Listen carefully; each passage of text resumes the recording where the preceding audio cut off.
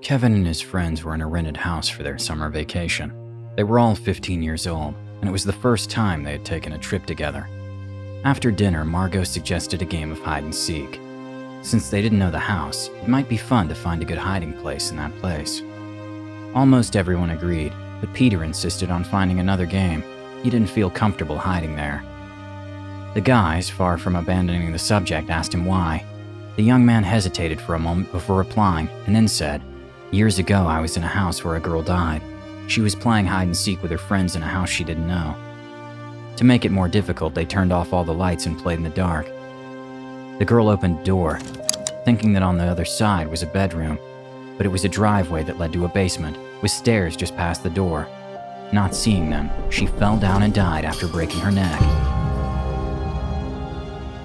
The group of friends froze. Then, Margot broke the silence by asking him if he knew this girl. Peter shook his head, but assured her that he had experienced something much worse. Suddenly, his upset face changed completely, and with a smile, he asked them if they knew Smee's game. The name came from It's Me.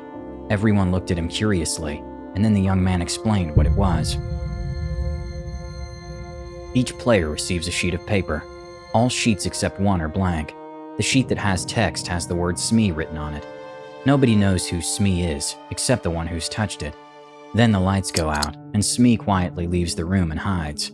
After counting to 20, the others try to look for him, but of course they don't know who they're looking for in the dark. So when one player meets another, they must challenge them by saying Smee. If the other person isn't the one you're looking for either, he should reply Smee too, and continue searching. However, the real Smee doesn't respond when someone challenges him. If someone finds him, the player will remain silent by his side, and they must be discovered by a third player. This one, when he finds them, will not receive an answer either, and will join the first two. The game continues like this until all the players are in the same place, and the last one to find Smee has to pay a pledge. Kevin thought it was a very fun game.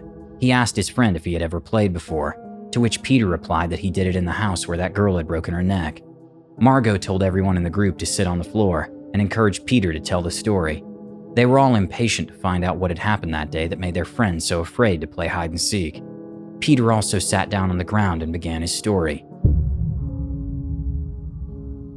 2 years ago, my parents' best friends invited us to spend Christmas with them and their children. They live 6 hours by car from here, in a big but old house, with many corridors and stairs. It was easy to get lost in that mansion. That Christmas, we were not the only guests. They had also summoned other families. There were plenty of rooms for everyone. When we entered, everyone had already arrived, and the only people I knew were the children of my parents' friends. So they were introducing me to others. In total, we were 12 young people. The older ones insisted that it was time to have dinner, that later we could chat and play, and in the rush I couldn't introduce myself to everyone. Maybe that's why I didn't hear the name of a tall and pretty girl with dark hair. She seemed cold but very intelligent. She didn't seem all that friendly, but she seemed very interesting. After dinner, one of the homeowner's daughters, Sarah, suggested playing Smee. She explained the rules of the game to us, and when we were about to start, her father approached us to warn us about the door that gave access to the basement, and told us the story of the girl who had broken her neck there. We all promised to be careful and did not go near that door. The older ones stayed in the living room with the light on, and we went to the kitchen. From there, we would start the game. The rest of the house was dark. We prepared 12 pieces of paper. 11 were blank, and one had Smee written on it. Then Sarah mixed them up and distributed them. I looked at the paper that had touched me. It was blank. A moment later, all the lights went out. The person who received the paper with Smee had to hide, and in the dark, I heard someone sneaking towards the door. After counting to 20 in our minds, someone blew a whistle and we ran to the door.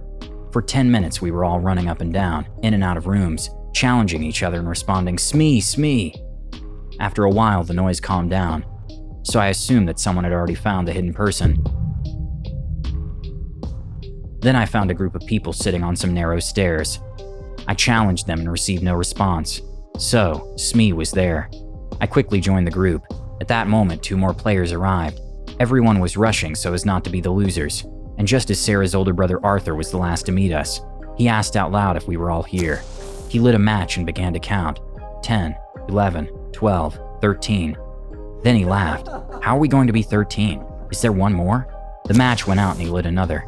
He counted again in the gloom, and when he got to it, he renumbered 13 people. The boys began to make fun of the young man, telling him that he didn't know how to count. Then, in the middle of the stairs, a girl spoke nervously. Who was sitting 2 steps above me? No one answered, but suddenly a cold finger seemed to touch us all. We fell silent, and suddenly we all laughed out loud, laughing at ourselves. It was clear that there were 12 of us, and we went back to the kitchen to start the game again. This time, it was my turn to be Smee. Sarah found me while I hadn't yet chosen my hiding place. That round didn't last long. Quickly, all 12 people appeared and the game was over. Then the last guy to find me came up to me and told me that while everyone was running to the west side of the house and finding me, he went to the east side. In one of the bedrooms, there was a very large closet, and it seemed a good hiding place where I could have hidden myself. He opened the door in the dark and touched someone's hand. Then he asked in a whisper, "Smee?" and got no answer. He thought he had found the hidden person. But later, hearing screams on the other side, he came out of the bedroom and saw that we were all in the opposite area of the house, and he was the last one. So, whose hand had he touched? We went back to the kitchen together to start another game of Smee, and to reassure him, I told him that he must have imagined that he had touched someone, but it could have been any article of clothing. Although I was not calm either, and even I think nobody enjoyed the game anymore. However, none of them wanted to be the one who proposed to leave it and look like a coward. But all the fun was gone from the game. Why had Arthur counted 13 people instead of 12 on the stairs? And why had that boy touched someone in the closet when everyone was on the opposite side of the house? We all started a new game looking for Smee. Several people who couldn't find the hidden person got together. So I decided to leave the main group and look for the closet that the boy had told me about. Arriving in the room, I collided with someone's knees. I reached out and touched a heavy, soft curtain. The curtains reached the floor. Someone was on the other side of the cloth, sitting by the window. I deduced that he had found Smee, so I moved the curtain aside and touched a person's arm. The night was so dark that it didn't allow me to see her silhouette, so I asked, "Smee?" and got no response. I stayed by her side, waiting for the others to arrive. I asked her for a name, and she told me her name was Brenda. The name was unfamiliar to me, but I quickly associated it with the tall, dark-haired girl I'd noticed at dinner. Since no one came, I asked her a couple of ordinary questions, but she still didn't say anything to me. I already knew that in that game, the person who has to hide must be silent. There was no one there, nor could anyone be heard nearby. I started to feel a little annoyed and uncomfortable with her silence. I thought about it, thinking that maybe I hadn't made a good impression on her, and she was using the rules of the game to ignore me. Shortly after, I heard footsteps in the hallway. Someone on the other side of the curtain brushed against my knees. The curtain moved to one side, and a boy's hand touched my shoulder. He asked, "Smee?" And of course, I didn't get an answer, so he sat next to me. The boy asked me if I was Peter, and in a very low voice, I said yes. Afterwards, he also asked me if I was Smee, to which I replied with a negative.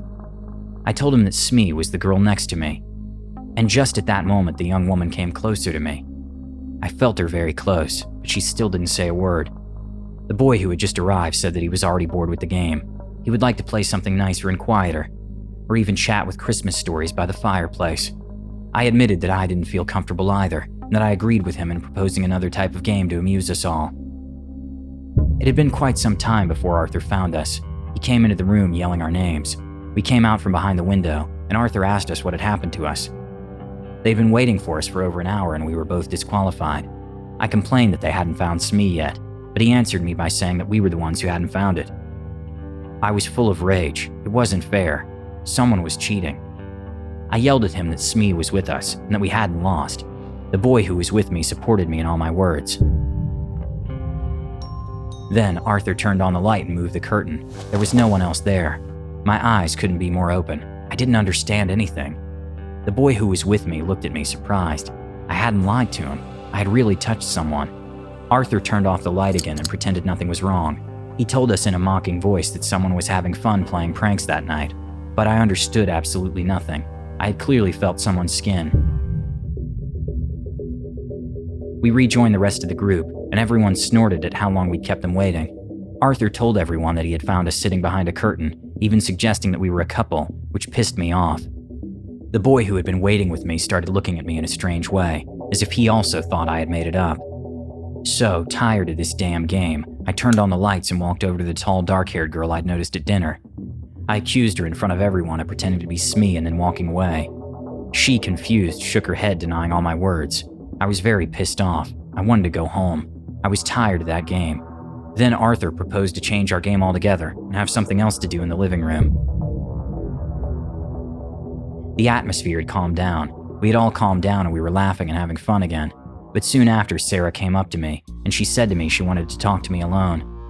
She told me that she had not liked how I had spoken to and treated her friend, that they had been together the entire game, and they had not been separated at any time, so she didn't like that I told lies.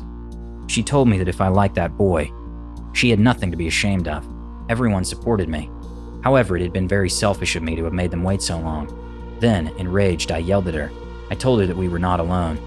There was someone else there, someone who had been pretending to be Smee and was tricking us. I pointed to her friend again and said, it was her, Brenda. She even told me her name while we were sitting.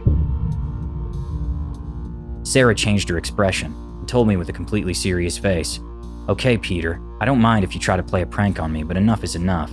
Brenda is the name of the girl who died in the basement of this house, the one who broke her neck on the stairs. Where have you heard that name?